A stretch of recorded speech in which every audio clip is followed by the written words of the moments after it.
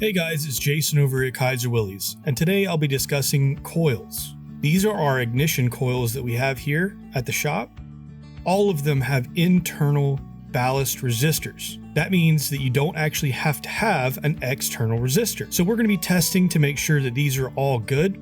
We've got our multimeter here. We're going to set it to the ohms.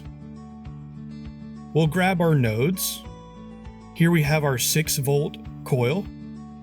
Take one lead to each side. You'll be getting about 1.5, 1.6 on the ohms reading. Now we'll take our 12-volt coil.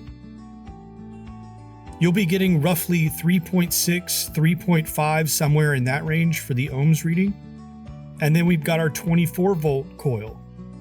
We'll touch the leads there, and you'll see that you're actually going to come out to about 12 or 12.1 on the ohms reading.